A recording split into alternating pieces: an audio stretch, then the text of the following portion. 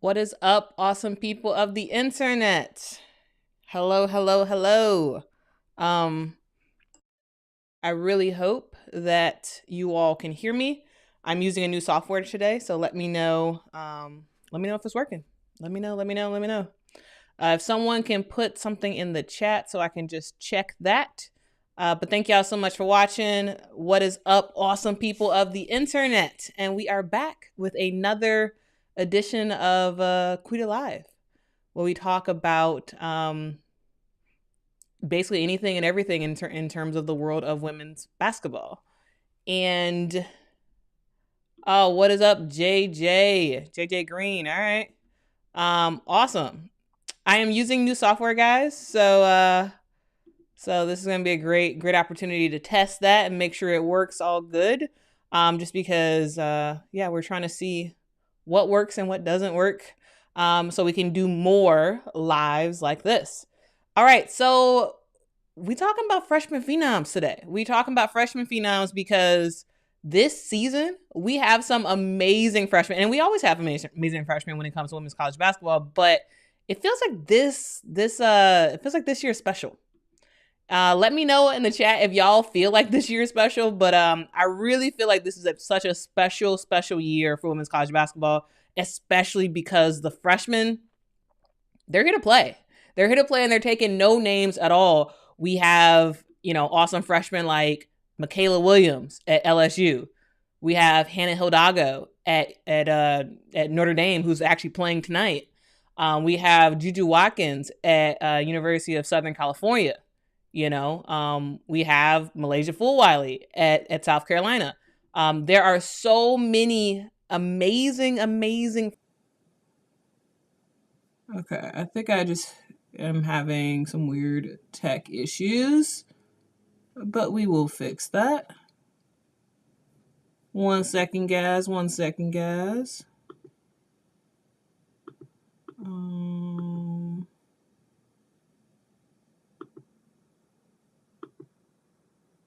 Uh-oh. It says my camera went out.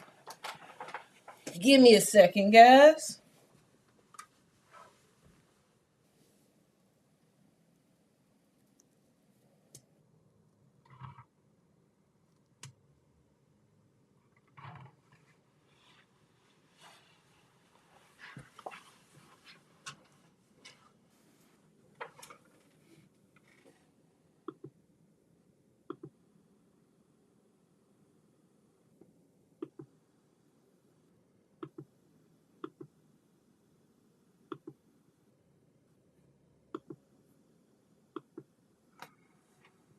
All right, sorry guys. I am literally everything was working until just now.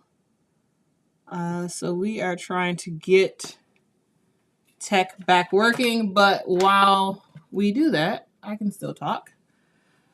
So we have some amazing freshmen this season, and this season just feels very special. It feels very special for women's college basketball. And I just can't wait until the end of the season, where we, have the awards come out and we can see, which freshman wins, because all these freshmen, they want to win the Freshman of the Year award for national, and we'll see who does it. We will see who does it. Okay. What is going on with this technology?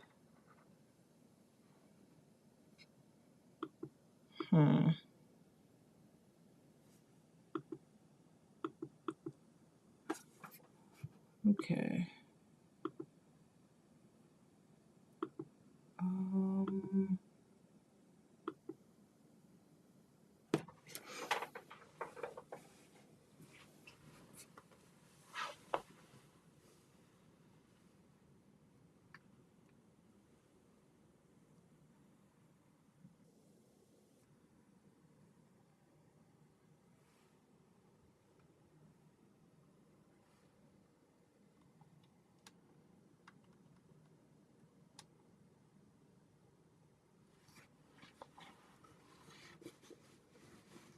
Okay, guys.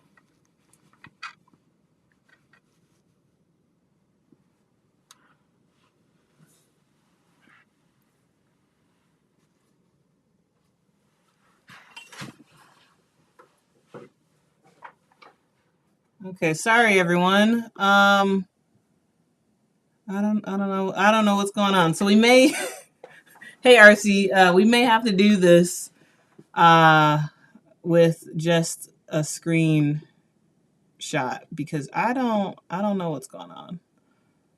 I don't know what's going on. Okay. Well,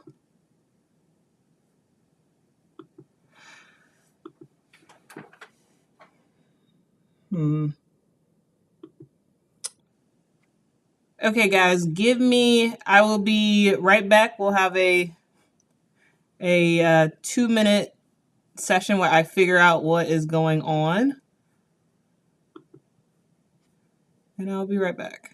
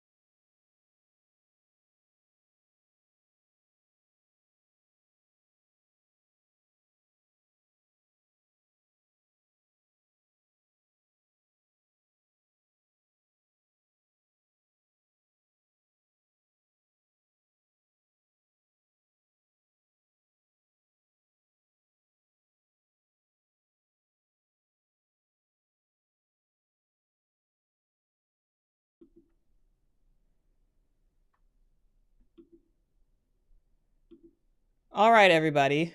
Um, I do, I do apologize for that. It looks like I knocked out a cord, and it took me forever to figure out what happened.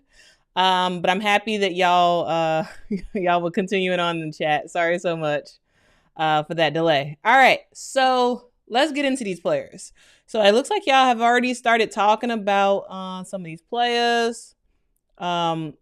Aubrey says they're impressed with all these talented freshmen. The future of the game is in good hands. I 100% agree, Aubrey. Yeah, and that's what we're going to talk about today. We're going to talk about the bright future of women's basketball in general, and right now for women's college basketball. So what we're going to do is we're going to talk about each player and give them sort of their due shine. And then we're going to compare and contrast and sort of talk about like what we think in terms of projections for some of these players. And so, yeah, let's get into it.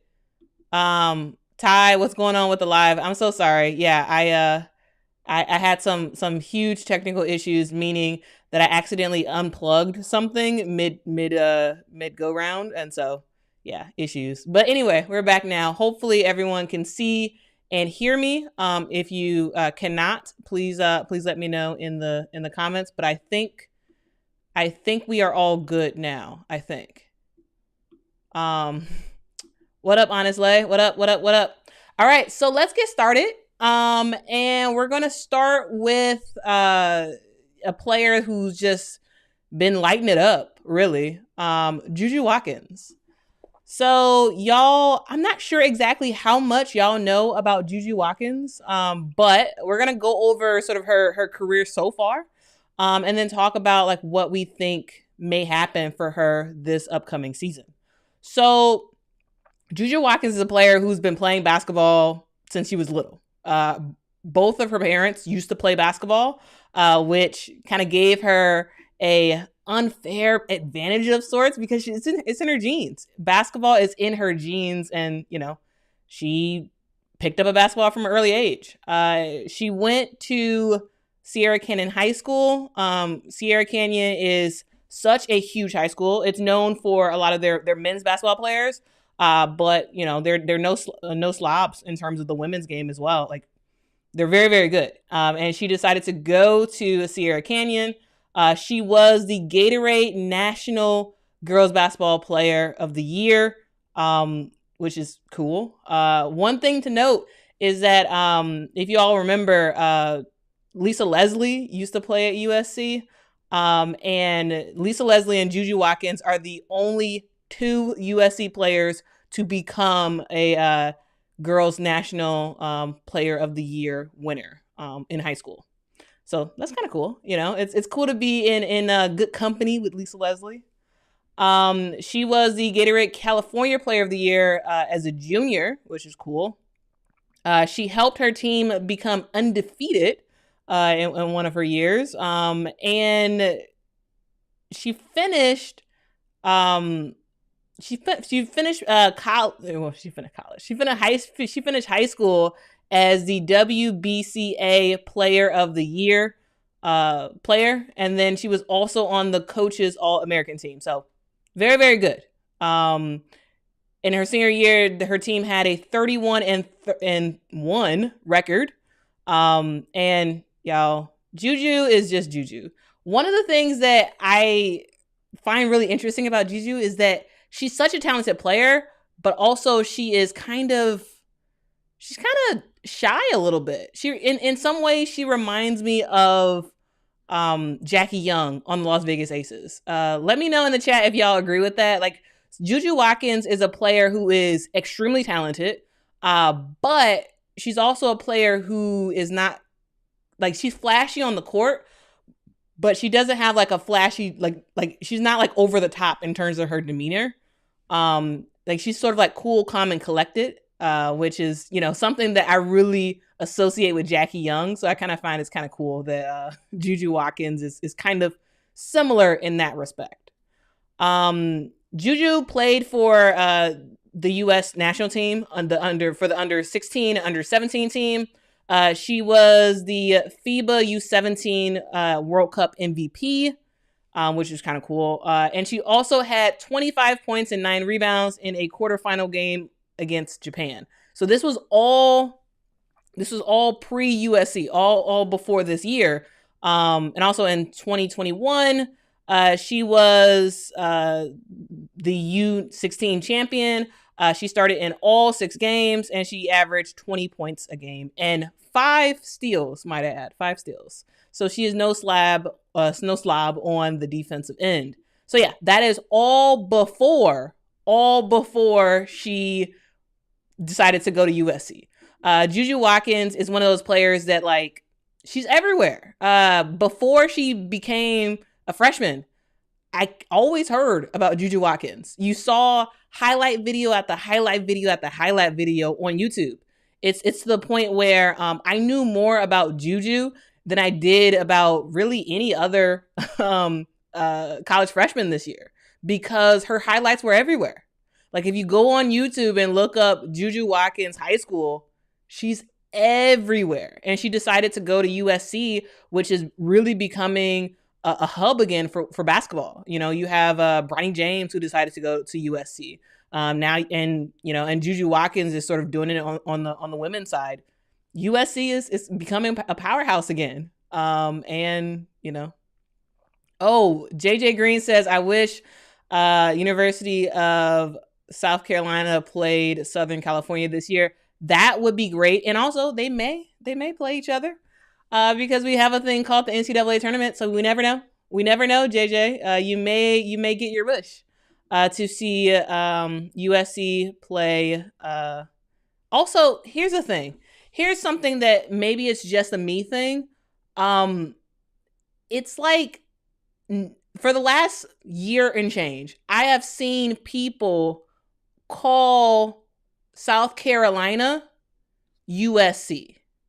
And it's getting very confusing because I have always considered USC as University of Southern California, not South Carolina. And so that's just a random aside. Are y'all noticing this too? Like, a lot of people are calling USC for South Carolina when it's not, in my opinion. Yeah, Dawn could have had. She could have had Juju. she could have had Juju. She could have had Juju. But the thing about Juju is from LA. She's from LA, and it's one of those things where she wanted to stay close to home, which I don't blame her at all for. But so far, she's having a great start. She has connected with her coach in a very good way. And she is trying to, become the best player as possible. She had an interview. I don't know if y'all caught the interview that Ari Chambers had with Juju. It was a recent interview, and Juju said that her goal for this year is to get to the tournament and also to become the freshman player of the year. And she's for sure on her way to do that, because Juju's lighting it up. She has been lighting it up. That's nasty. USC is always the Trojans. Yeah, Quentin says, don't sleep on Tessa Johnson and the University of South Carolina and Madison Booker at Texas. They're both pure shooters. Yes. Facts. It's not just the players who I'm going to highlight in this video. There are a lot of other freshmen who are like really, really doing their thing. Really doing their thing. But I wanted to talk a little bit more about Juju's play, because the thing that I find the most impressed about her is her ability to play defense, and 2, her ability to sort of effortlessly score. So in that first game, sort of our introduction to Juju, it was against Ohio State, and y'all, Juju Watkins is the reason why USC beat Ohio State, because Ohio State was a good team, and they still are a good team. But the X factor was Juju. Juju was not playing like a freshman at all. She's playing like an upperclassman. She was playing like a junior or a senior, a player who's been doing this for a very, very long time. She had 11 points and 18 rebounds in that game against Ohio State. And when she was on the court, Southern California looked like a really good team. And when she was off the court, they looked very different. So it's one of those things where I think this season for Juju, she's going to get a lot of playing time because they kind of need her on the court in order to do what they need to do. Let's actually go to the chat. JJ said, I became a fan of Juju once I found out we were from the same neighborhood. Oh, that's cool. That's cool. Did you see Juju play in high school at all? That's pretty cool though. She's on her Clark stuff, transcending the program by herself. 100%. Juju Watkins is USC. Yes, USC has other players, but similar to Caitlin Clark in Iowa, Juju is so transcendent that she's like a make it or break it player. She's a player who, when she's on the court, they look very, very good. When she's off the court, they look kind of bad. Jan Michael is 100% correct. Yes. When Juju was out of the game against Ohio State, they didn't look good. They didn't look good at all. But when she's in the game and when she's playing, they look like an amazing team because Juju is that much of a transcendent guard. And the best thing about Juju is that she's relatively tall. She's 6'2". And for the guard position, she's a perfect height. She's 100% a perfect height. And I think it'll allow her to, whenever she decides to go to the WNBA, it'll allow her to have a very long career in the WNBA because she's at a perfect height. She knows the right times to shoot the ball. And, she's looking pretty good. So shout out to Juju Watkins for just being a really good player. So in terms of her overall stats, she had 32 points in that game against Ohio State. She had 18 points in that game against Florida Gulf Coast University. She had 18 in that game. And also in the game against Limon, she had 35 points, which was amazing. So yeah, she's very good. And also she's pretty efficient as a shooter for a freshman. Right now she's shooting 56% from the field, which in my book is very, very good for a freshman. Very, very good. So I cannot wait to continue to see how Juju continues to play. She is going to have an amazing, amazing career at USC because I think she will stay at USC the entire time because it feels like from what she said and from what the coach has said, like it feels like they really have a good relationship. And USC is going to do everything possible to make sure that Juju is happy and make sure that they're able to get additional recruits that will allow Juju to actually flourish and win in her career. So it's pretty cool. So JJ saw some highlights on YouTube, but none in person. Okay. James said, I saw this incoming freshman class in high school. They are so much on a whole different level. Yes, 100% that I was eager to watch them in college. They haven't disappointed. Yes, James. This freshman class, they different. They built different. And they have a swagger about them where they don't seem to care. Like they're not afraid. And I feel like I'm a broken record this college season because that's like really the mantra is that these players are cool, calm, and collected, and they're just ready to go. They're ready to go, and they're not nervous. Juju is a player who has played internationally before she ever stepped foot on a college campus. And so because of that experience, and because of the fact that she has parents who were big time basketball players, like because of that, she has an extra leg up against the rest of the competition where she's good. She's good. JJ says her being the motor of the team isn't going to be too pretty come conference. Yes. And tournament play. Those teammates better get it together. Yes. Because, you need, as a star player, you need to be able to get some rest without your team getting killed. And that's something that it may take a little while for USC to get it together, but I think they will. I think as we get closer to Pac-12 conference play, I think her teammates will gel a little bit better, and they will eventually get to the point where they're able to sustain without Juju being on the court. That's my hope. We'll see what happens, but I feel like that's what's going to happen. Amy says the thing about Juju is she is calm and confident. She is impressive. 100%. Yes. Again, she's calm, cool, and collected, and she's ready to play. So yeah, I think USC is back when it comes to women's basketball. So if y'all remember, like back when Lisa Leslie was with USC, she was a rock star. You know, she put USC on the map for women's basketball. And then after she was gone, nobody's been checking for USC for a while when it comes to women's basketball. No one's been checking for them. Like in terms of California teams, it was all about Stanford. Now with Juju, it's looking pretty good for USC. They're looking like a good team that's ready to play. What up, Mika? Welcome. What up? We are talking about freshman Phenom. So let me know what you think about Juju Watkins. Let me know. Mr. G says, too bad Milaysia Fulwiley is splitting time at South Carolina, or she would certainly be in this conversation.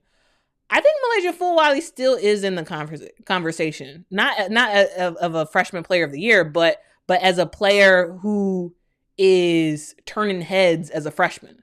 Milaysia Fulwiley, I like the fact that she is splitting time. I think Dawn is smart in giving her enough time to develop, but not too much time where she may start to mess up or whatever. Like, I like the way that Dawn is playing Milaysia, personally.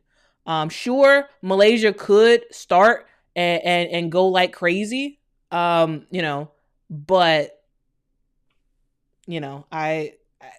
I'm fine with how Dawn Staley is playing Milaysia, and I hope that Malaysia's fine with it also, because I think it's probably in Milaysia Fulwiley's best. It's in her best interest to stay at South Carolina, in my opinion. What happens next says, I came in late. Did you talk about Mikaylah Williams at LSU dropping 40 plus? No, we haven't. We haven't talked about that yet. We're on Juju first, and then we're making our way through all the different players. So yeah, we'll probably get some Mikaylah next. Niza says, I think Malaysia will be in the conversation. It's just that sometimes I think ESPN rankings are never 100% correct. Yeah, I mean, no rankings are 100% correct. I mean, I think Malaysia is amazing. I think she's going to get for sure be on the SEC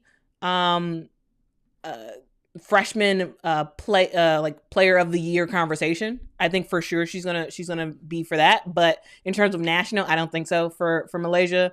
But I think that's fine. Like, I don't think it's a big deal that she's not. And if I was her, I wouldn't think it's a big deal either. So, but we'll see. Those freshmen are putting up numbers like vets. Yes, they're putting up numbers better than vets. Yes. These freshmen, they're ready to go. They're not scared. They're ready. Mika says, love Juju. She's a great fit for USC. Great player, 100%. USC is back, y'all. But I will say one thing. Am I the only one that wants to call Juju Watkins Juju Smith-Schuster? Like, am I the only one? If y'all don't know, Juju Smith-Schuster, he plays football, and I believe he also went to USC. And I have to continue to fix my mouth, because sometimes I keep wanting to say Juju Smith-Schuster. But yeah. Let's see what else y'all got to say, and then we're gonna move on from Juju to Mikaylah Williams. That'll be the next one, but let's get through the rest of y'all comments. Jan says, I am an hour from Philly. When USC comes to the Big Ten next year, I'm going to see Juju at Penn State, Maryland, or Rutgers for sure. Yeah. Y'all, let's talk about this Pac-12 split.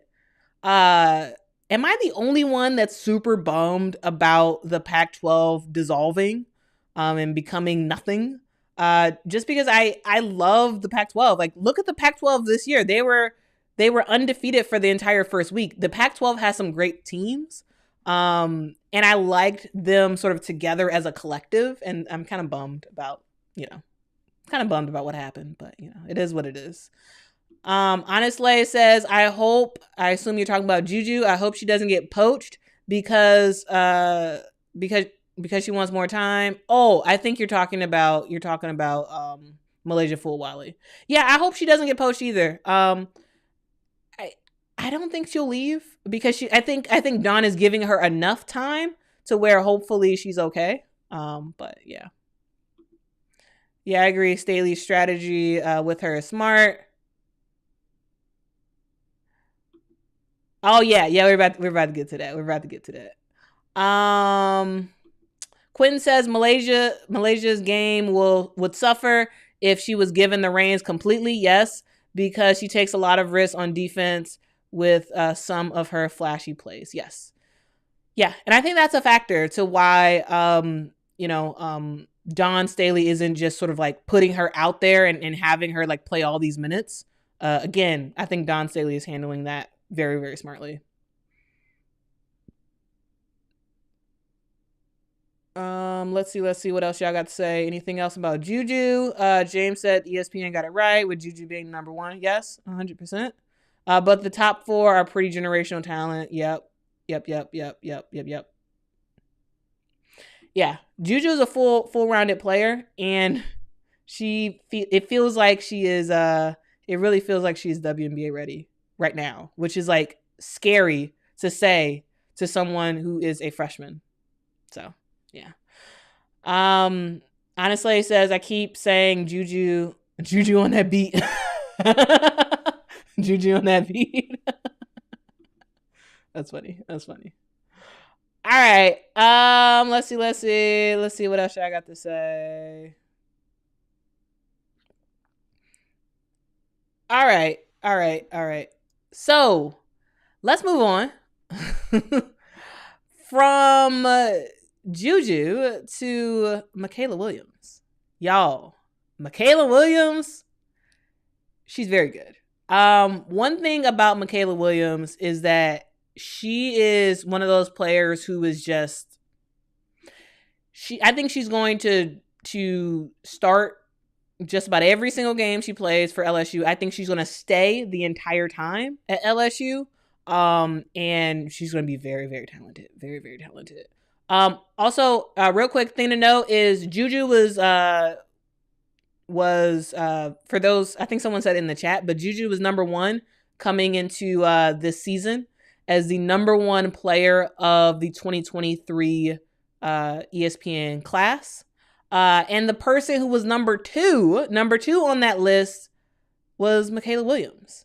And Mikaylah Williams decided to go to LSU and to pair up with the players there. And let's talk about how that's been. But before we do that, thing to note is that Mikaylah is from Louisiana. So again, similar to Juju, Mikaylah decided to stay home and to play for her hometown school. She's from Bossier City in Louisiana, and she's talented. She was named to the Naismith High School All-American team. She was invited to play for the Women's Nike Hoop Summit. She was the USA Basketball 3x3 Athlete of the Year. She's played quite a bit with Team USA. She played in the Ball is Life All-America game. She is the two-time reigning Louisiana Gatorade Player of the Year. She led her team to a state championship. This girl, she's a bad girl, y'all. Like, she is very, very, very good. Hey Nolan, what up? Welcome. So let's talk about Mikaylah. Let's talk about Mikaylah. Mikaylah. Here's the thing about Mikaylah. For that first game against Colorado, Mikaylah like really, really impressed me. Mainly because Mikaylah played better than all of her teammates, including, Angel Reese, Flage, these players who, Haley Van Lith, these players who have gotten a lot of shine in the offseason. Yes, Mikaylah Williams did get a lot of shine as well, but like the fact that she was playing like this as a freshman, yes, they lost against Colorado. Yes, they got killed against Colorado, but the shining spotlight was Mikaylah Williams in that game for LSU. And from then on, I was like, okay, yeah. Mikaylah is serious. She's a very talented player. Let's actually y'all lighten the chat up. All right, let's talk about it. Mika says, love the LSU lineup that Kim had in the Kent State game. Williams will definitely remain in lineup 100%. Yeah. I think that darn, how did I just blank on her name? From DePaul. Oh my goodness. I believe that she's going to continue to come off the bench. The new lineup with LSU, it's probably going to stick. But for sure, Mikaylah Williams will never come off the bench. She's that good of a player. She's that consistent of a player, and I'm excited for it. Quentin says Mikaylah is the most complete offensive freshman, but needs to improve defensively. I'm not sure, Quentin. Honestly, I would put Juju ahead of Mikaylah. What do y'all think in the chat? Let me know what y'all think. But I would, in terms of like offense wise, yeah, I would say Juju. What's up? Bree says, who's better, Mikaylah or Juju? Right now, I say Juju. Right now. Who knows in the future? I think they're both extremely talented, and they're both like very, very close. Like I don't think like Juju is like that much better than I don't know. I don't think she's that much better than Mikaylah personally. I think Mikaylah needs to work on defense a bit, but she's a force to be reckoned with. Yes. Let's hope that LSU is able to develop that in her. Homegirls, Juju, Mikaylah, and Milaysia. Yep. Mikaylah was the higher ranked player going into their junior year, then Juju surpassed her. Yep. Honestly, let's talk about it. Let's talk about it. So, honestly, it says, did y'all peep how Kim benched everyone, including Flage and Haley, who did anything dumb that did not score? How Kent had LSU number in the first half, and how AR got benched. Angel Reese got benched. Was good. Yeah. I think let's talk about LSU for a sec. I think that Kim Mulkey is fed up with her team. I think she is fed up with her team because they come into this season, the players thinking that they got it. She warned them against Colorado. It didn't work. And I think she's just like, y'all either gonna play or y'all coming out this game. And so, hey, we'll see if it actually works. But it was kind of funny. What did Angel Reese shoot, like a terrible 3, and then she got benched. That was kind of funny. But it shows that, like, hey, she ain't playing. Kim Mulkey is not playing with them. She's not playing with them at all. They gotta play. So I don't know. That was pretty funny. Yes, Anissa Morrow. I don't know why I forgot about Anissa Morrow. Angel and Anissa cannot be on the floor together. Yes. So here's the thing. And I know this is supposed to be about freshmen, but like, let's just do a quick segue to talk about LSU as a team, and then we'll go back to the freshmen. So the thing about LSU and Angel Reese and Anissa Morrow is initially when Anissa Morrow chose LSU, I was pretty interested in it. I was like, wow, this is going to be pretty fascinating to see these two players who are known for their rebounding abilities and their abilities to sort of work in the paint, having them pair up together. I was interested to see how that worked because Anissa Morrow is an undersized big. She is. She basically plays like a 4/5. Where she played that for when she played for DePaul, and Angel Reese is a solid 4, and so I thought like, okay, maybe this might work together. Maybe this may work out. But y'all, it ain't working out. It is not working out, y'all. It is not working out. To the point where I don't know. I don't know what I don't know what Anissa Morrow is gonna do. Because Anissa Morrow came to LSU. She decided to not go to South Carolina for a visit. She was supposed to go to South Carolina, but LSU and they were able to convince her to not go. And now it's looking like, man, you probably should have went to South Carolina.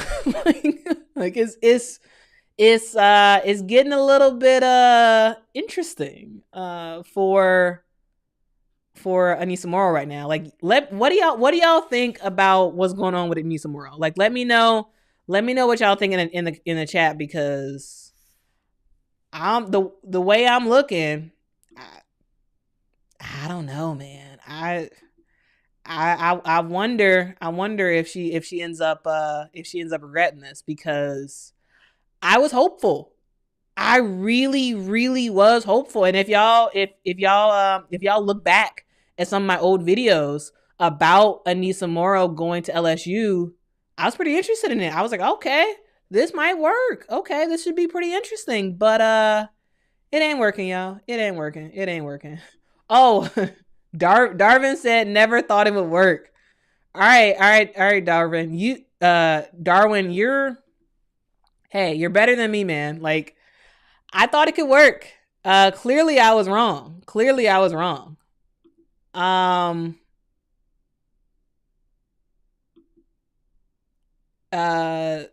Senyata says, oh man, the LSU hate is on full display here.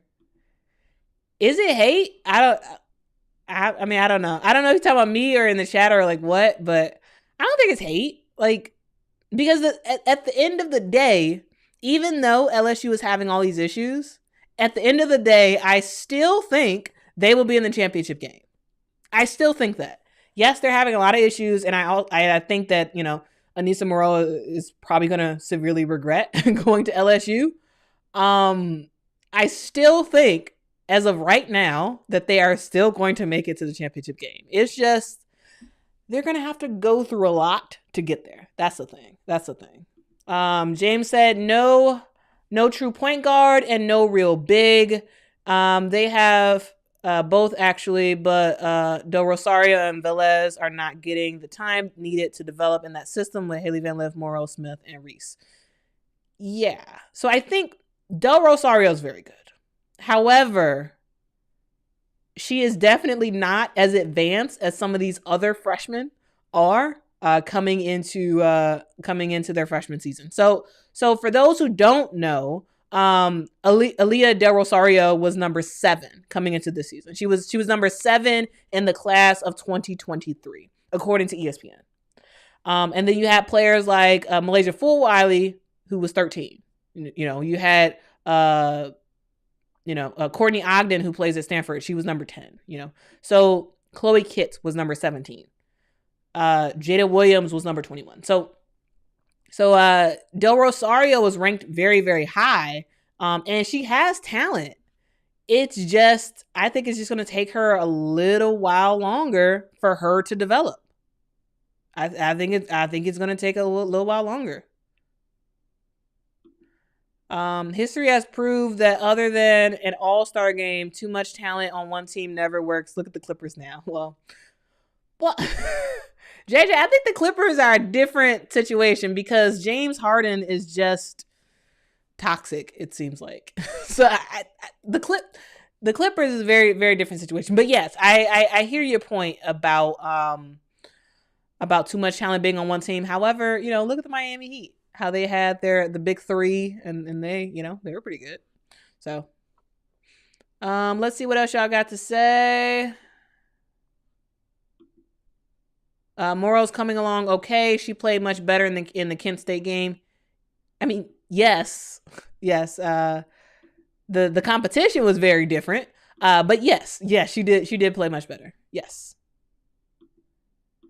Mika says, I agree. LSU will make it to the end. Again, as I always say, Kim knows her stuff. She does. Kim Mulkey is getting paid for a reason. She's a very good college coach. And people can say whatever they want about Kim Mulkey not developing players or whatever, but in college, she's able to develop players enough to get what she needs to get out of them in college. So.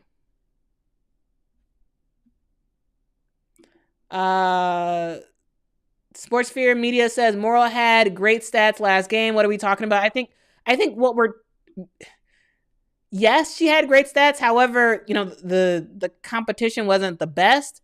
So while I love the fact that she had a better game, I am still sort of waiting to see how she plays against tougher competition. Not because she can't play. That's not what I'm saying. My point is, within the LSU system, I am still sort of on the fence about her sort of long term, personally. But maybe that's just me. What do y'all think? What do y'all think? Oh, y'all going crazy in the chat. I'm trying to keep up. I am trying to keep up. Autumn says Haley Van Lith has been struggling. Can we talk about it? Because it's frustrating to watch her trying to fill in that point guard position. Yeah, but she needs to develop. It's gonna take a lot of time.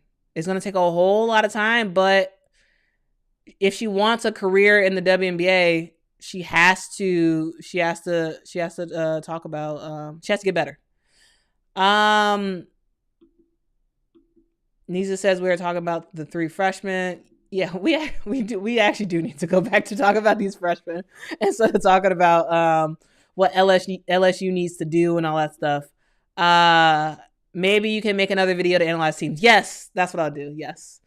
See, I'm getting all distracted. Talking about stuff I ain't supposed to be talking about, because we supposed to be talking about the freshmen. We're supposed to be talking about Mikaylah Williams. So let's talk about Mikaylah Williams and the monster of a game that she had against Kent State. Like, oh my goodness, Mikaylah Williams, 42 points. It was a cool 42 points. Mikaylah Williams is a very good player. Yes, the talent of Kent State is not the best in the world. However, it's still pretty impressive. It's still pretty impressive for a freshman to score 42 points in a game. And she did it with no sweat. She did it with no sweat at all. And I think that this is what's going to be very helpful for her.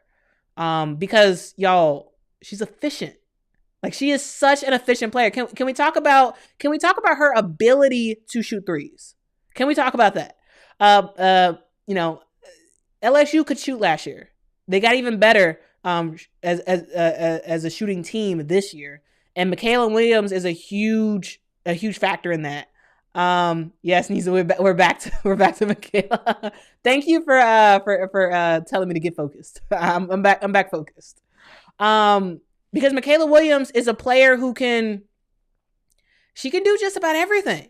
She besides being a great defender, she does need to get better at on defense. But I'm loving watching Mikaylah play, because she's going to wind up being You know how last year, sort of going into the tournament and going throughout the tournament, everything was all about Angel Reese. This year, it's going to be all about Mikaylah Williams and what Mikaylah Williams can do. Like this is her breakout year as a freshman, where she's ready to go. Libra says Mikaylah needs to drive to the basket more often. Sure, I guess. I mean, I think what she's doing is fine. Like I think she can drive to the basket more, but I don't know. I think her just sort of like staying around the 3-point line and shooting the three and getting some mid-range shots and what, like, I don't have a problem with what she's doing. But yeah, eventually she does need to drive to the basket more.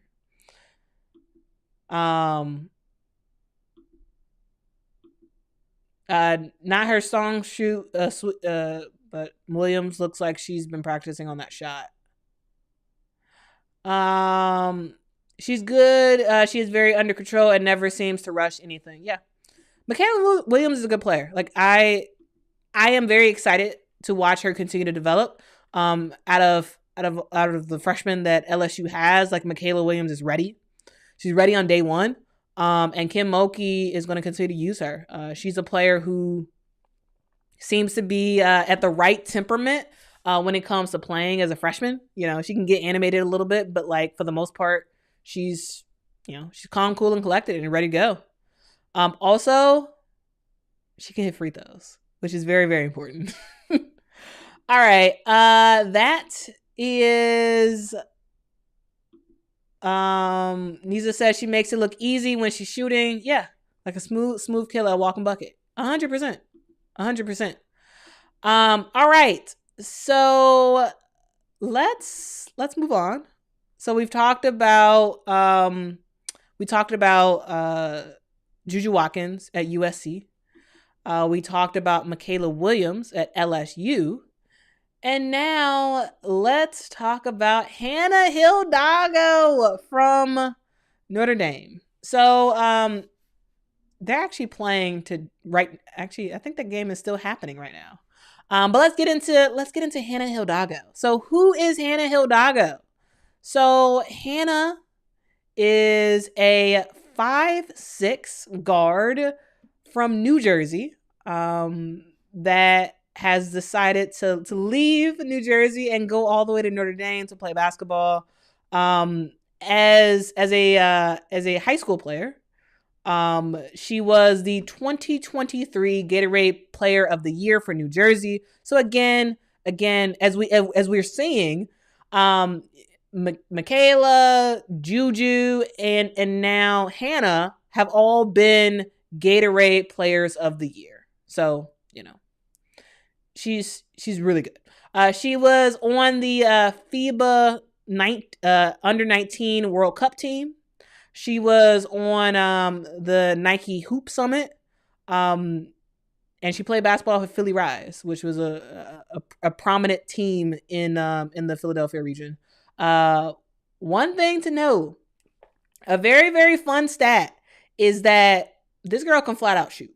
So even with COVID being a thing in high school, she scored 2,135 points in high school. She's a walking bucket, y'all. She can just score. She can flat out score. And that's something that I'm pretty excited to continue to see. And this is all before she went to college. Also, one more thing about her high school career. She scored 26 points in the McDonald's All-America games, which is cool. But also, in the same McDonald's All-American game, she had 8 steals. So not only can Hannah score the basket, she can score, flat out score. But defensively, she's looking pretty good. She is looking pretty good. All right, so that's kind of like before she came to Notre Dame, but she has done her thing in just a couple games at at Notre Dame. So let's talk about how she's done so far at Notre Dame. Jason said she's a beast, a full all-around skilled player, fearless, 100%. Mika says Hannah is lethal with her shot. Yup. JJ says the real question is, how is Olivia Miles' return going to affect Hannah Hidalgo? I think it's going to positively affect Hannah because Hannah won't have to do it on her own. Her and Olivia will be able to pair up and sort of divide and conquer, in my opinion. But let's not go too far down on Olivia Miles because we're focused on Hannah Hidalgo for the moment. Quentin says she has that Mamba mentality. Facts. She still gives you net positive even when she's severely struggling. Yeah. So let's talk about Hannah. So Hannah was introduced to us in that South Carolina game.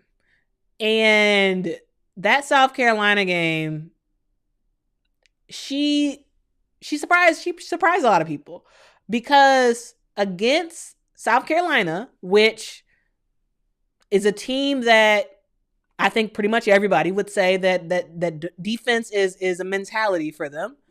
She scored 31 points, y'all. 31 points. She was a 3 of 6 from the 3. And she was just flashy.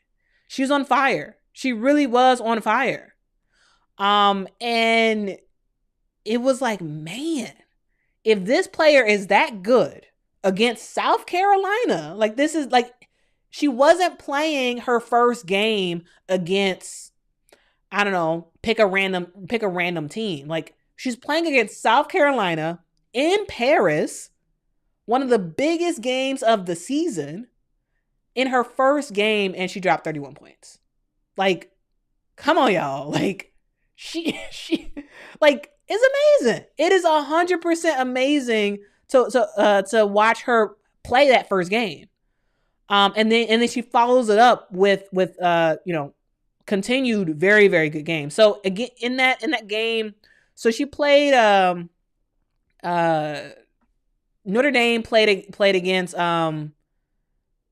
NJIT, and Hannah had 12 steals. 12 steals, y'all. That was pretty nice. Let's go back to y'all comments. Hidalgo can play on and off the ball. Yep. Yeah, James. Yeah. Hannah is she's a player who never quits. She is going after that ball. She is taking it from you, and she's gonna go down the court and score. And it's pretty impressive. It's pretty impressive. Dre says Hannah plays like Diggins and Enrique. I could see Skylar Diggins. Yeah. I'm very much interested to see. Well, actually, no, probably more like Enrique. Hannah can be a streaky player, so maybe a little bit like Enrique. But yeah, Hannah's turning out really well. Mike says, how many times did she shoot against South Carolina? So in that South Carolina game, she wasn't that efficient from shooting. Like she was, I believe she was 41% from the field. She was 10 of 24. So yeah. Hope that answers your question, Mike. So she wasn't the most efficient. However, from 3, she was 500 from 3. So, she did her thing. Her free throws can be improved. So that's one thing that she can for sure work on. Notre Dame is actually playing today, and I have actually not checked what the score is. So let's actually see what that score is. Notre Dame they should be playing, either they just finished or they should be about to play.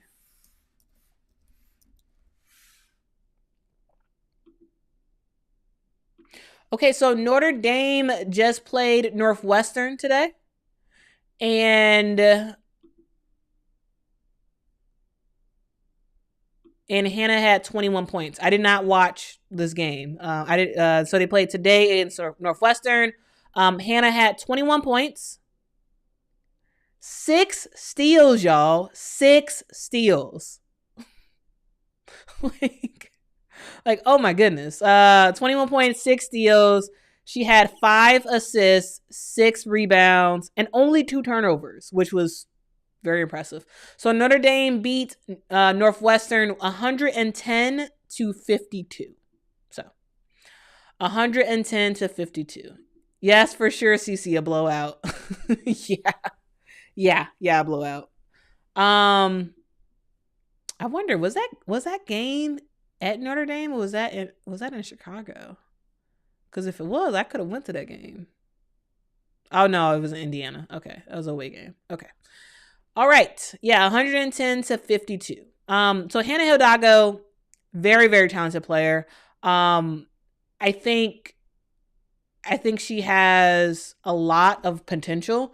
She probably will be the ACC player, freshman player of the year, for this year. Yeah, she's good. And the thing that I like the best about her is she has a motor, and she is just eyes on the basketball. I want that thing. I'm going to take that thing from you. And to me that sets players apart. Even though Hannah is short. Hannah is a short player, which is going to mean, like, as she gets older and older in her college career, and she starts to really think about what the WNBA could look like for her. I think she's gonna have a hard time because she is so short. She's only 5'6". Hannah Hidalgo is only 5'6". And she's very different. Like, if you look at Mikaylah Williams is 6 foot.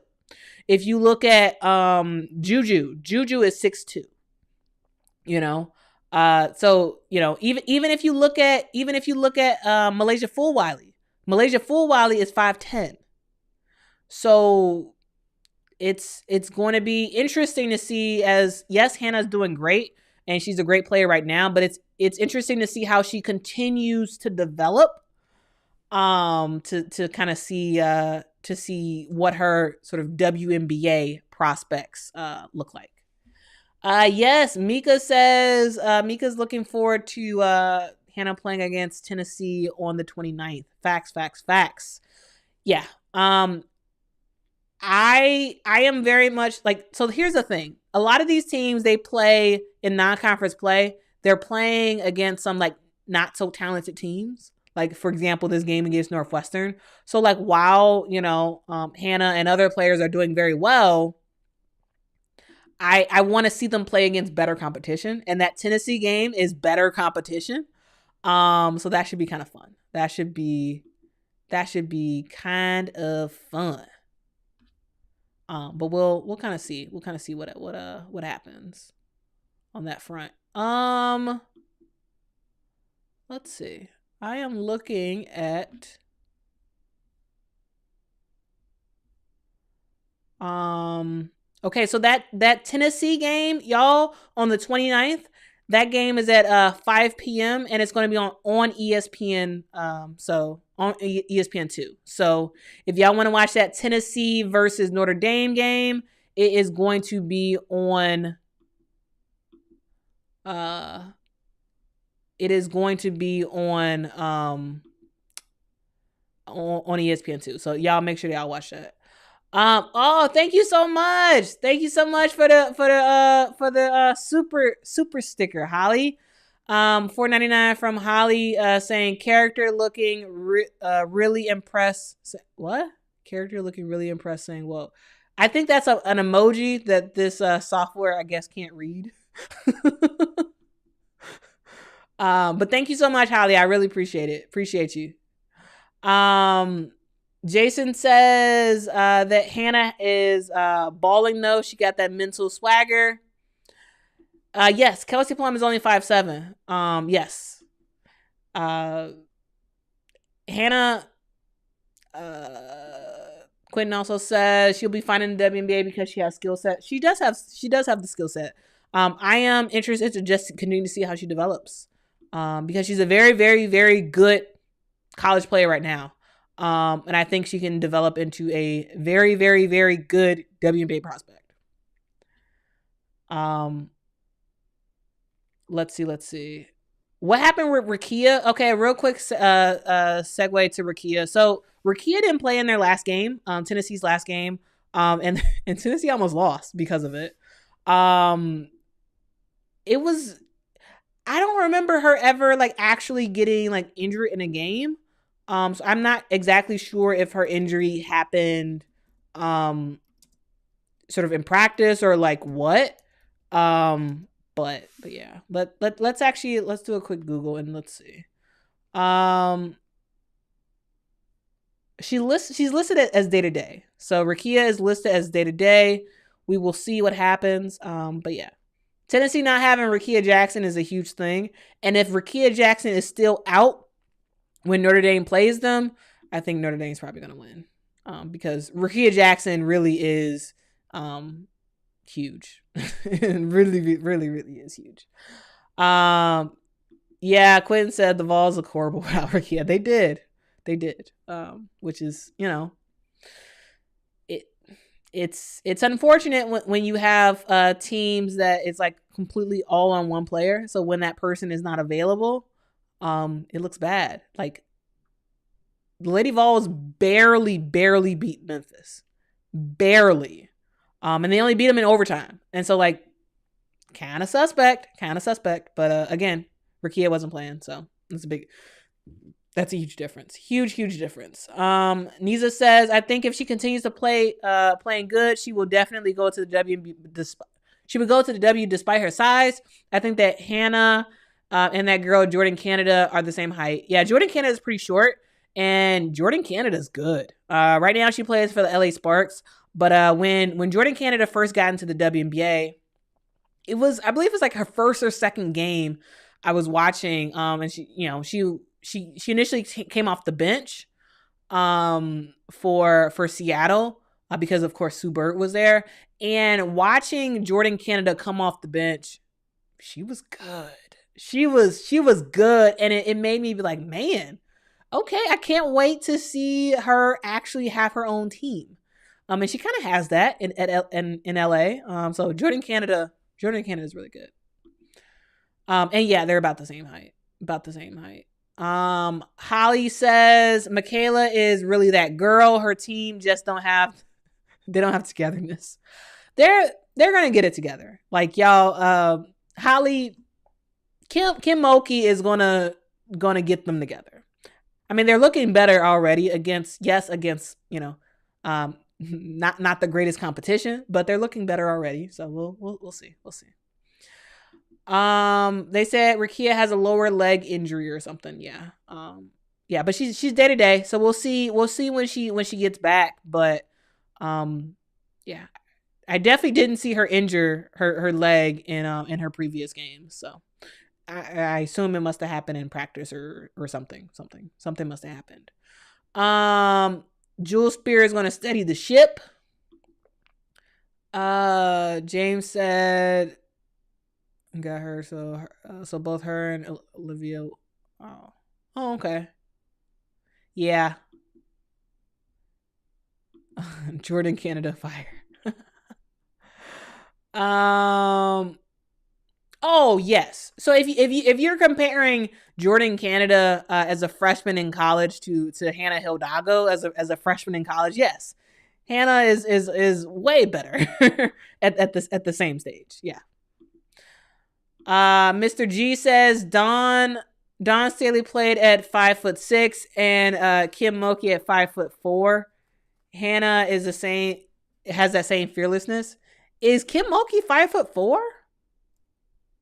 Really? Kim, she's that short? Let's Google this. Kim Mulkey height in Google.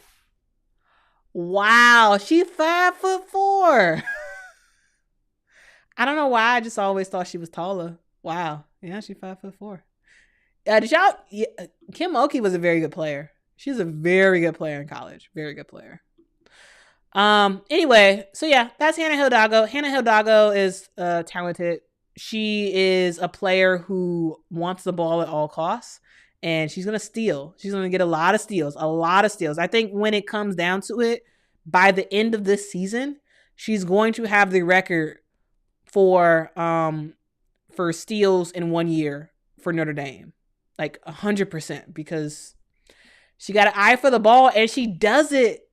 The thing about Hannah is Hannah does it without fouling. Like, that's the thing. And like, and looking at some of the steals, it's not even that she's fouling and the refs aren't calling it. Like, yeah, sure, one or two are like fouls, but like for the most part, she is, she's able to steal the ball with no fouling, which is kind of cool. What happens next? Said, did Kim play in the WNBA? No, she did not. She did not play in the WNBA. One thing to note is that Kim Mulkey was playing before her career at LSU was over, before the WNBA became a thing. So she played at Louisiana Tech in 1984. Like, she ended her career at Louisiana Tech in 1984. So she never did play in the WNBA because the WNBA started way later than that. So yeah, she never played in the WNBA. But in college, Kim Mulkey was serious. Like, she was good. She was good. If y'all watch, if y'all go on YouTube, you can actually watch some old games of Kim Mulkey when she played for Louisiana Tech. Yeah, she did go straight into coaching. She did. Yeah. She did.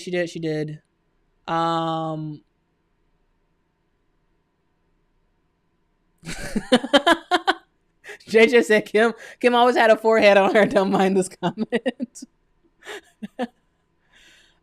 Mika says she was a shorty. Looking at her games in college, she was the smallest player on the court. Yeah, she was always short, but I don't know. I just never thought she was that short. I assumed she was like 5'6", 5'7". But Notre Dame is going to have a great team. Got a great freshman commit with Kate Koval as well. So yeah, in the future, yeah, Notre Dame will be a lot better. But a real quick segue to Kate Koval. Kate Koval, she confirmed, I believe it was it yesterday? I believe she confirmed that she was going to go to Notre Dame. So that's a huge pickup because Kate Koval is a center. I think I might actually do either a live stream or a produced video about some of the recruits and where they're going, because Kate Koval is going to be very, very good for Notre Dame. Kate Koval is the number 5 prospect in the 2024 class. And again, she's going to Notre Dame, so she's going to be paired up with Hannah Hidalgo, Olivia Miles. They're building something special in Notre Dame, and so we'll kind of see how it continues from here. But yeah, these prospects are committing, and that's a huge pickup. James says, who's next? Is it Milaysia Fulwiley? Well, sir, you are right. It is Milaysia Fulwiley. That is the next person that we're talking about today. That's gonna be the so yeah. So let's talk about Milaysia Fulwiley. So, hold up. Prime says, what's going on with Flage's mom and Angel's mom fighting on X? What? Prime, if I do not follow their parents on X. I don't even know their parents' Well, actually, Angel Reese is. I think her mom is actually named Angel Reese. So let's actually, Prime. If you tell me what Flage's mom's name is on Twitter, I'll pull it up. But first, and I'll do a screen share so we can all take a look at it. But first, let's talk about Milaysia Fulwiley. So while we talk about Milaysia Fulwiley, if I'll definitely look into that and see what's going on. But yeah. All right. Let's talk about Milaysia Fulwiley. So Milaysia Fulwiley is a 5'10" freshman who can jump out the gym. Y'all. She was ranked number 13 in the class of 2023.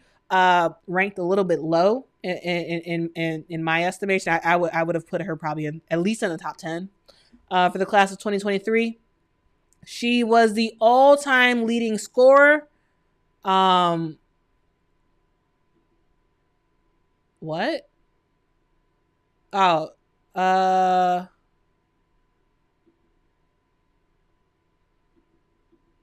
Amy says calling out grammar mistakes, and I don't know. I don't know what you mean. I don't know what you mean. Oh yeah, I have a Twitter. Yeah, I have a Twitter. I have a Twitter. I need to get better at posting on it. I don't post as much, but yeah, I have a Twitter. All right, let's talk about Milaysia Fulwiley. So Milaysia Fulwiley is a player who was very, very good. She scored over 3,000 points in high school. 3,000 points is a lot of points to score within 4 years. Like, very, very good player. And she averaged 25 points, 9 rebounds, 6 assists, and 5 steals as a senior. Like, what? Like, oh my goodness, y'all. She is from Columbia, South Carolina, so she decided to stay home and play for Don Staley and the Gamecocks. And to me, it's turning out to be a very good decision on her part to stay home and play for South Carolina. So yeah, let's talk about Milaysia. So Milaysia, yeah. Darwin says Milaysia, hometown girl. Facts. Hometown hero from Milaysia Fulwiley. So let's talk about her play so far. So Milaysia so far has come off the bench, and she's doing her thing. So in that game against Notre Dame, the game where Hannah Hidalgo was going off, it was like the Hannah and Milaysia show, where both of them were just really, really showing out as some freshmen. Really, really, really showing out. And she had 17 points. And it wasn't so much the points that Milaysia had. It wasn't so much of the points. It was how she scored. So if y'all remember, there was a moment in the game where Hannah did like this awesome no-look pass to her teammate and then, made the basket and whatnot. It was such a great pass.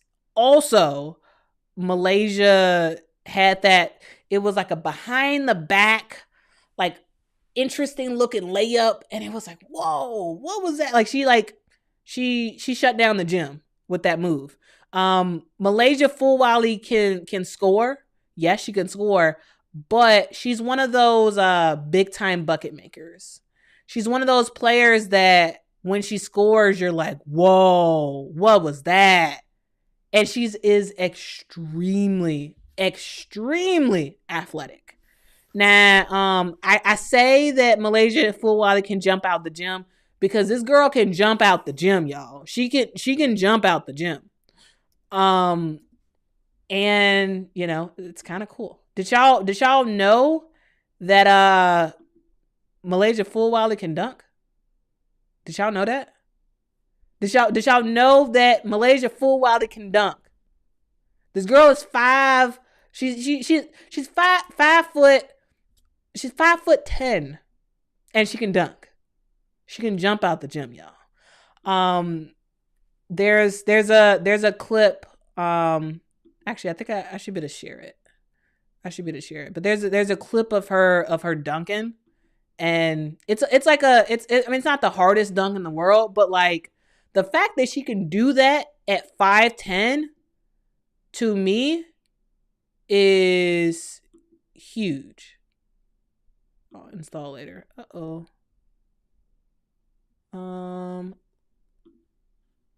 Let's go back to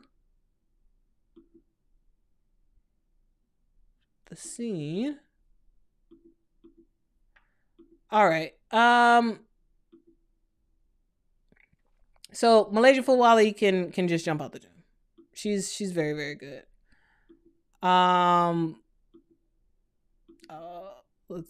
Let's see. Yeah, and she's fast. Yes. Y'all, Milaysia Fulwiley is serious. and she's ready to go. She's one of those players who you know, she's so talented as a freshman. And it's like, can you imagine how good she's going to be as she gets older? Like,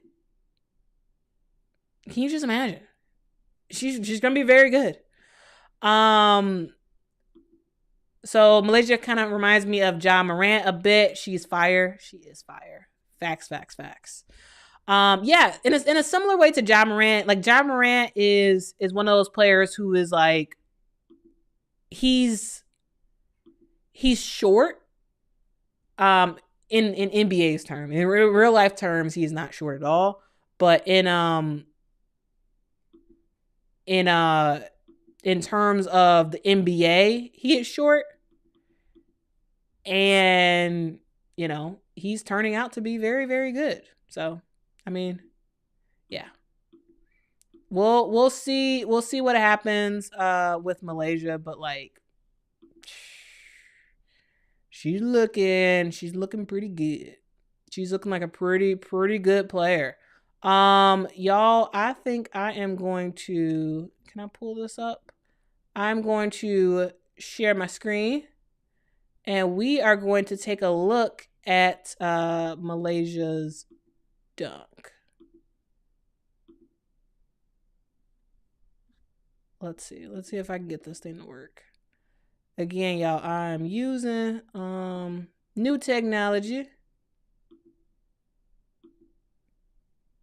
Oh, maybe it's not gonna work. Okay, never mind. Never mind, guys. I don't think it's gonna work. All right.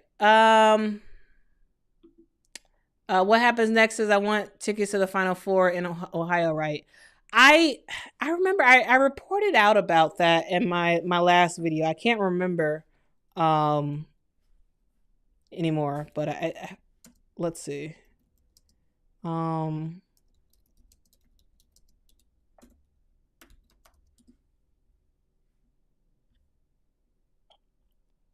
Is it it might be. I'll double check. I definitely reported about it in my last video. Quentin says it's a tip. Yes, it's a tip dunk. Yes. But still, like, but still, she is jumping like that as a 5'10" person. So regardless of if it's regardless of if this is a tip dunk or what, the fact that she is getting to the rim at 5'10" as a female is huge. As 100% huge. Jason said she loves to pass. Mr. G says Milaysia is that type of player that will put fans in the seat even if she was on a losing team. Facts. Because it's not just about Milaysia scoring. It's about how she scores, how she passes. It's a flash and flare around her. And it's natural to her. Like some of the moves that she was doing, that she's been doing in these games, she's like, yeah, I've been doing that since high school. It's like, what? Like, she's a very, very good player. Mika says, can't imagine these freshmen in the future. If they're this good, it's going to be great to watch.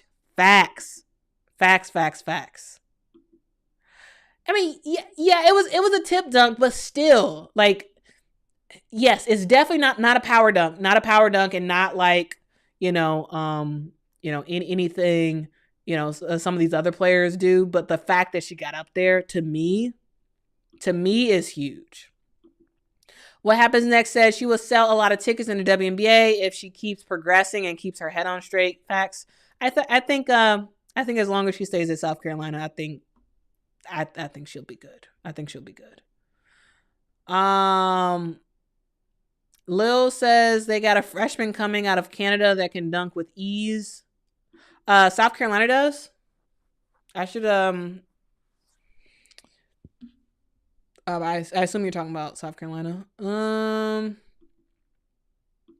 Niza said these ladies should just stick to layups. Those dunks are for men. I always fear for injuries. Yeah. So in general, I am not big on dunks when it comes to women. I'm just not, because it just, it's not as powerful as when the men dunk. It's not as like cool or entertaining of sorts. But the Milaysia one, it really impressed me because she is so short. That's why it impressed me. And yes, it was more of a tip dunk than a dunk, but the fact that she got up there at 5'10", to me, is the most impressive thing in the world. And that's why I am so impressed by it, because she is so short. So yeah. But we'll see. Yeah, she can also steal the ball too. Her vertical leap is 35 inches. That's crazy for a lady. Yeah, facts. Facts. All right, y'all. We've talked about these freshmen. Those are the freshmen I wanted to talk about. I wanted to talk about Milaysia Fulwiley, which we just did. I want to talk about Mikaylah Williams, Juju Watkins, and Hannah Hidalgo. So we talked about those 4 players. So I think now we can kind of talk about whatever now. Now that we've kind of talked about that. So I guess the question is, are there specific things that y'all want to talk about? Let me know specifically what y'all want to talk about. Oh, so Quentin says Duke has a Canadian dunker coming in. All right. Tyler wants to talk about Yukon. All right. Let's talk about Yukon. Let's talk about Yukon. But first, I said I was going to have us talk about what I guess what's going on Twitter right now. So let's see what's happening on Twitter.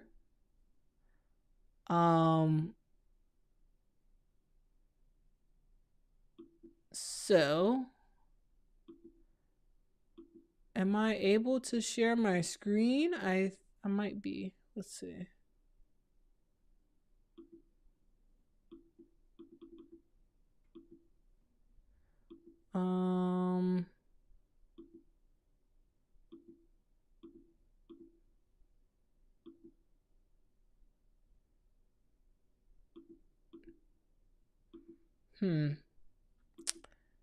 Okay, maybe I am not able to share my screen. I tell you, man, I'm trying to try out different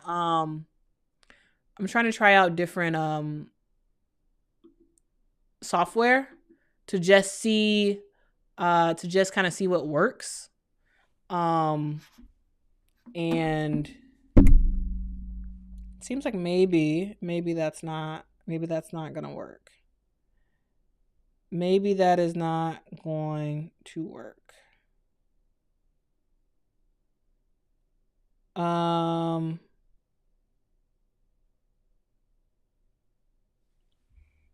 Yeah, maybe that's not gonna work. Which is a bummer. Okay, well, it's not working where I can like share my screen, which really, really, really sucks. So what we're gonna do instead is I am going to go on Twitter and I'm gonna read out what's going on. So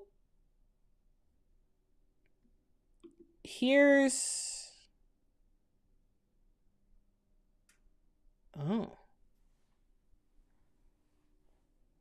what is going on? So it looks like one of the moms, ooh, dang. Okay, so here's what someone put on. Actually, I think I might be able to. Hold up. I got this. Here we go. All right, so y'all should be able to see this, I think. All right, so here's what was posted on the internet. So I guess one of the moms said, you definitely know about grammar errors when your daughter got a 2.0 or less GPA. In fact, when writing your smart message, you didn't capitalize, nor did you use any periods. Stop being petty, fake, and hateful and take responsibility for you and your daughter's actions. Oh, that's not. I didn't publish it. Okay. Hopefully y'all could see this. You raised her that way. Nobody give a blank who you think you are since you came up off another's brand. Just like God gave it to you, He will take it right away. Always stay humble and never forget who made you and where you came from. Ooh. Okay. Yeah. So I believe this is what Flage's mom wrote. This is that's bad. that is that's very bad. All right. So also here's something else that was posted. Yeah. I'd rather be real and reject it than fake and accept it. Yeah. Let's see what else I can find on here. That's being talked about, because this is really interesting. This is really, really, really interesting.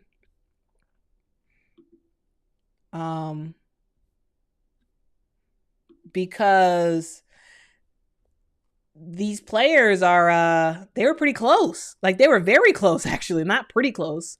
Angel Reese and Flau'jae Johnson, just like looking at social media, they were very close over the summer, and also last season. So I don't know. I don't know what's going on. I don't know what's going on at all. This is pretty strange. This is pretty strange. What do y'all think? What do y'all think about this? It's a shame. Poor Coach Moki. Yeah, this is not good, y'all. This is not good at all. Yeah, that sucks. Did Angel's mom say anything? She comes off as reserved, the polar opposite of Angel. I'm trying to find some screen clippings of what may have happened. Because I'm not sure. Yeah, so these are the screenshots that I've seen so far. It looks pretty bad. Like, this is pretty horrible for team chemistry. This is a team that really needs to come together right now. And really needs to develop together. And so, yeah, this is looking very, very bad. Very, very bad for LSU. Especially, yeah, this is just yeah, this is bad. Let's see what else let's see what else I can find.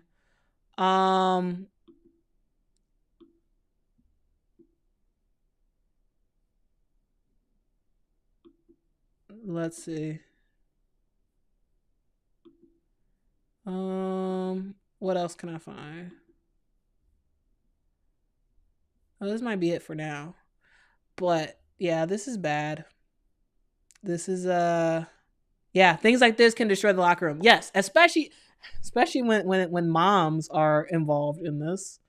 Because they talking to their daughters all the time. They talking to their daughters all the time. Yeah, they're not gonna win like this. Yeah. LSU was already getting hate from the media as it is. This is not gonna help. The crazy thing is they'll blame Kim for this. Will they? Is this Kim's fault? Like, if this is Kim's fault, that's kind of wild. It's kind of wild if this is Kim's fault. Like, I don't know how this could be Kim's fault. But yeah, this is terrible. This is really, really not good for this team. If the players bring drama to the court, Kim definitely won't play them. She's not about that foolishness. Yeah, facts. Nolan says, Quita, do you think Kia will get some work in 2024? There are so many good players coming up pushing for jobs. Do you mean Kia Nurse? I'm confused. What? Do you think Kia Nolan, can you clarify? I'm not I don't know what you mean. If you could clarify, that would be awesome. Lil says they don't need social media to speak for each other. Maybe it's some dollars involved. Maybe. Because both of these players are racking up in dough. So that could be something, and that's one of the things you have to deal with when it comes to this new world that we live in terms of NIL. You have players who are getting money, and maybe sometimes egos will come into play a little bit. Yeah, for sure this is not Kim's fault. For sure this is not Kim's fault. Kia Nurse. Okay, let's go. Okay, so Nolan, thanks for that. So let's go back to your comment. Do I think Kia Nurse will get some work in 2024? You mean in the WNBA? Maybe. I don't know. I'm like out of WNBA mode in terms of really in terms of really thinking about what's going on. So I don't know. I assume so, but yeah, I don't know. I mean, she was she's in the league this year, so she probably will stay with Seattle, but we'll see. I'm not sure. Let's go to y'all comments. Tyler says Gamecocks don't give an inch to any team. The media pins everything on Kim Mulkey. Just watch. I mean, I'll be watching. If people pin this on Kim Mulkey, I think that's wild. How is this Kim Mulkey's fault? I don't see how this is Kim Mulkey's fault. The LSU starting point guard from last year got cut from the WNBA. Well, yeah, she got cut before the season even started. Yeah, she got cut. Alexis Morris. But she's doing some stuff overseas. She just showed a photo of she posted a photo. Alexis Morris posted a photo on Instagram of a jersey. So it seems like she's about to start playing. So Frank says, what are your thoughts on Ashley Owusu not playing first 2 games in Penn State? Do you think it's reducing her chances? Yeah. Ashley Owusu, I don't know what's going on. So I was very, very much interested when she went to Penn State to sort of see how she does. But I don't know. I don't know, man. Like, she hasn't played. Ashley Owusu, to my knowledge, hasn't played at all this season. And so, yeah, it's for sure going to hurt her chances. For sure going to hurt her chances. All right. So that's enough of LSU talk. Jaden says what's going on at LSU. So I guess there's a conflict going on with the moms, Flage's and Jerice's mom. So some drama going on social media. So something about spelling is a thing. So yeah, no, yes, it's college time, so that's kind of where my head's at. But I'll be back to thinking about the WNBA in like intensely. But I mean, I thought Kate Nurse did fine for Seattle, so she might just go back there or something else. I'm not sure.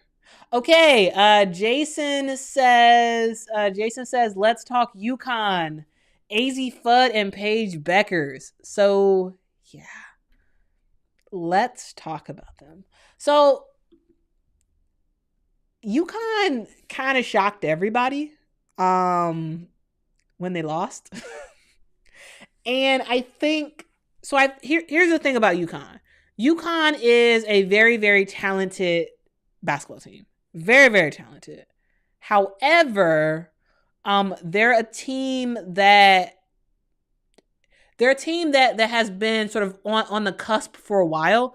Because if you remember, ever since Paige has been injured, and AZ and other players have been injured for the last couple of years, it's always like, okay, well, once they get healthy, once Yukon gets healthy, we'll be all good. Once they get healthy, we'll be great. And now it's like, okay, you're healthy. I just think Yukon may not be as good as we thought they were. I think that could be it. I think it could be as simple as that, as this team that had so much hype because the players were just constantly injured. Now that they're back together, it's looking like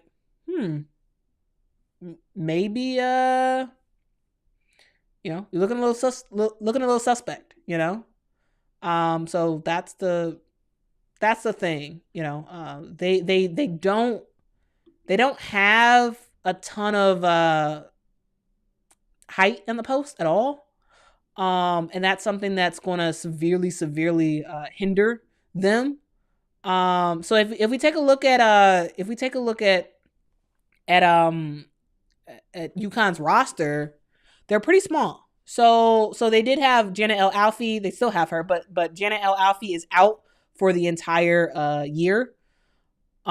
She got hurt I think right before they went to Europe. And so when she was playing with the Egyptian team, and she got hurt. So like Janet L. Alfie's out. She's going to take a red shirt this year. And she's tall. Janet L. Alfie is 6'5", and so that's a lot of height on. That's a lot of height on the bench that won't get in the game, and so that's a tough thing right there. That's a very, very tough thing. So we'll kind of see what happens. Yes, UConn has what's her name, Amari DeBerry. Yes, they have her, but she doesn't really play. So like,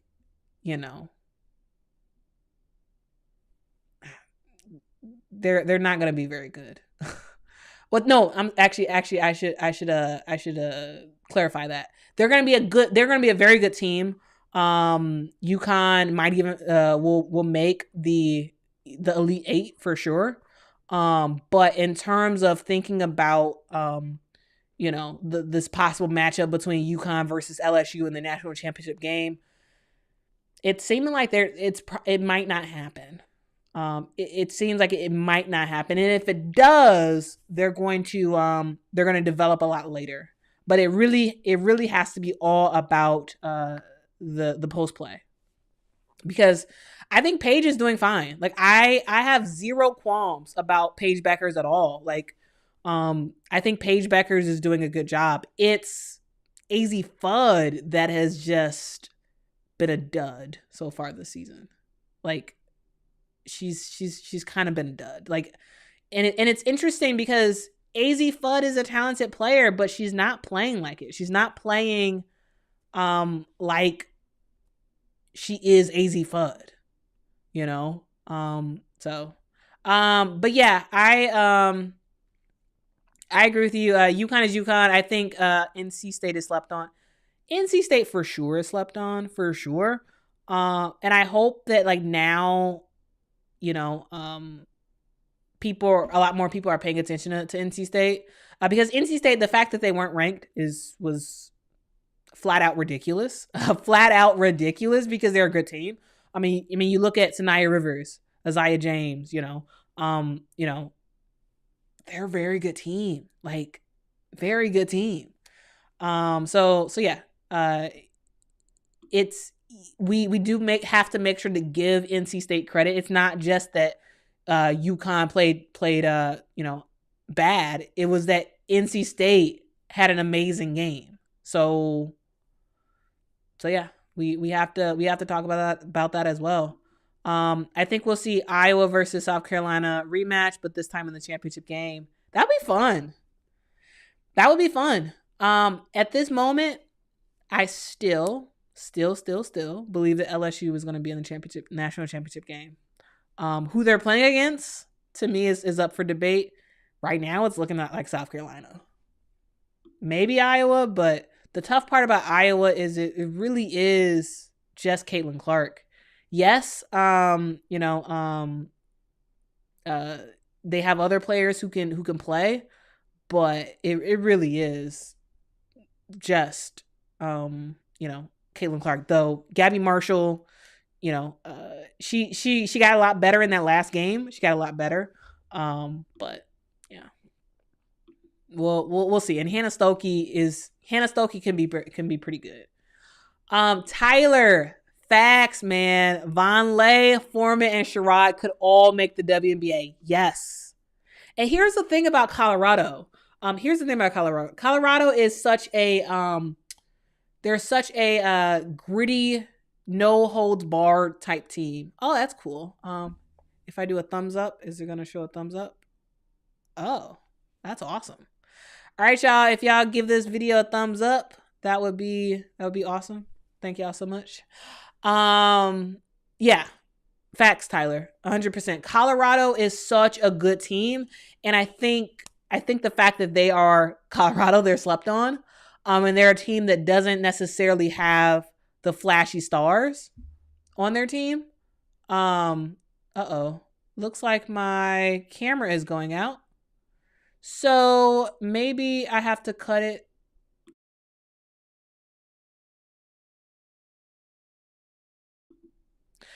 All right, guys.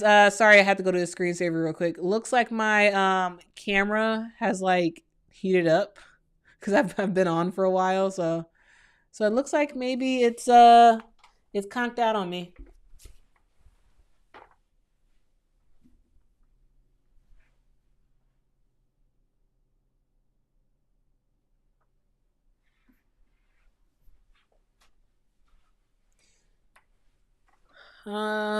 Yeah. Looks like my camera might have conked out on me, y'all.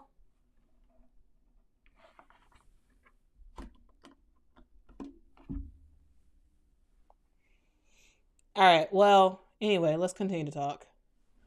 Oh, looks like I'm back. All right, I am back. I am back. I am back. Okay, let's go back. Let's go back to y'all comments.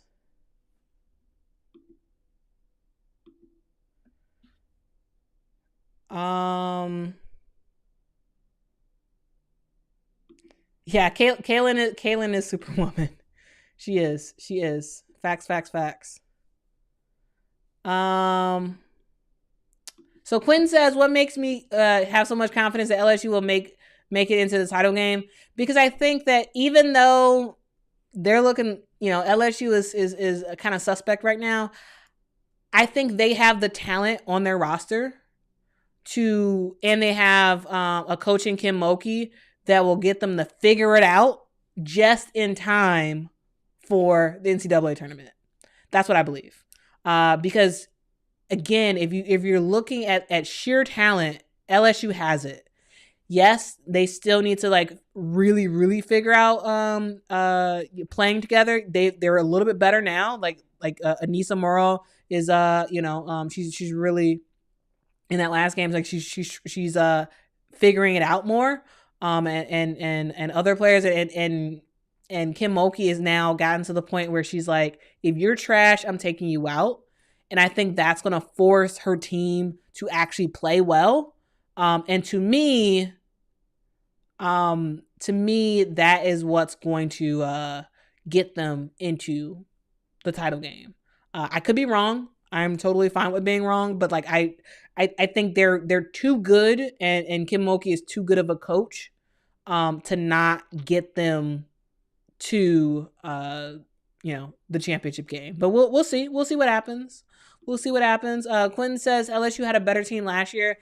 Talent is not always the most important thing. There is also a lot to be said about for the right fit. Yes. But they still have time. We're not that far into the season.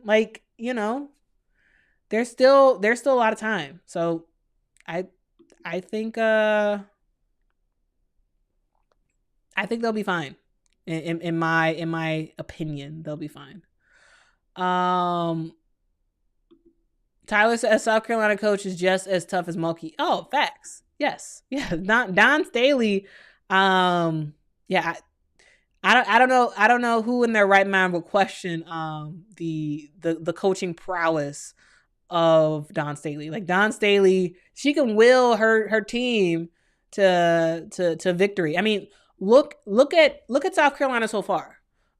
What South Carolina has been able to do so far this year, to the point where they are way better than most people, including myself, thought they would be to start this year. And that's on Dawn Staley. That's on Dawn Staley for making sure her team is ready, for coaching them up, for giving them the confidence to feel like they can do it, for just setting them up for success. Facts. Dawn Staley is an amazing coach.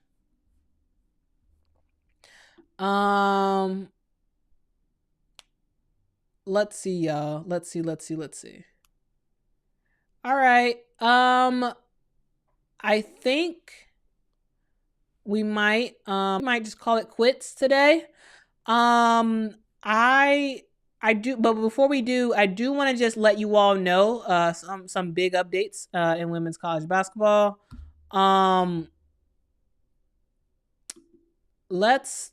Let me just kind of give you all a brief preview of what's happening tomorrow.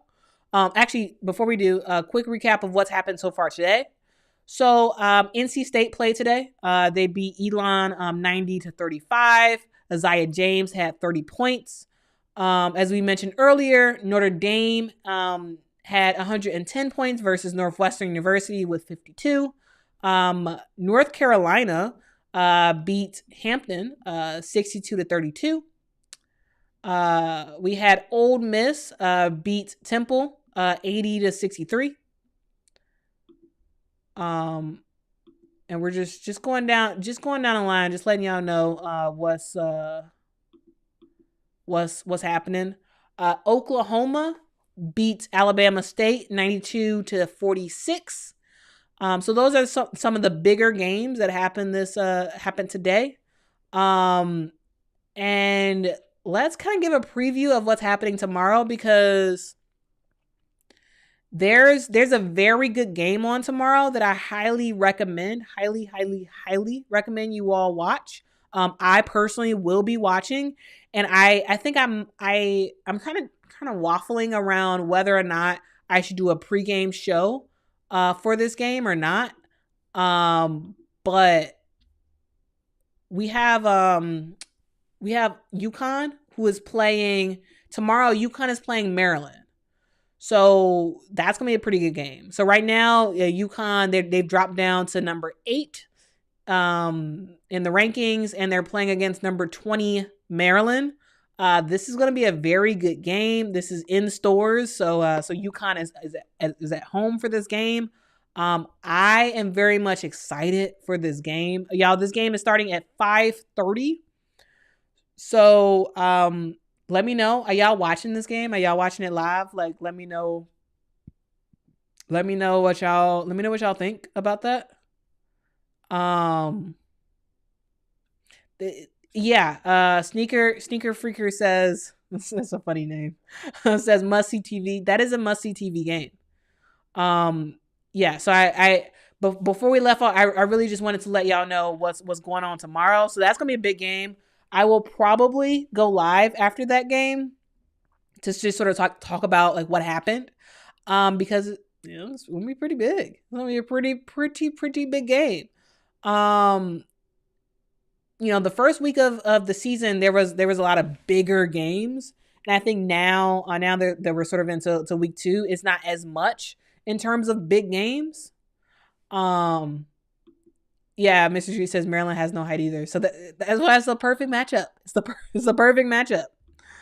So yeah, that game is happening tomorrow. Also, Ohio State is playing Boston College tomorrow. They should beat them. If they don't, then that's going to be a huge surprise. Though Boston College is no scrubs. Also, Louisville plays Bellarmine, which they should kill that team.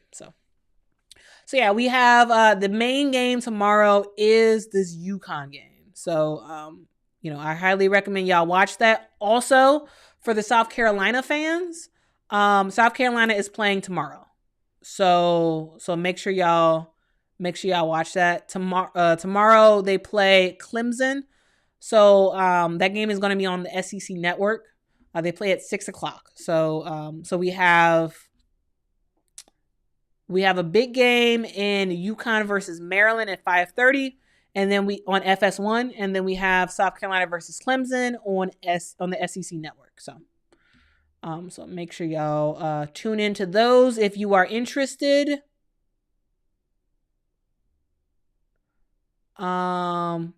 Yep, or did I not say Clemson? I hope I said Clemson. Nisa's channel says Jaden's correct. This is what I've been saying from the 6th of November, is that anyone winning. Oh yeah, it could be 100%. Anybody can win at any time. Anyone can win at any time. That's what this season is all about. Everybody's getting the smoke this season. Everybody. So yeah.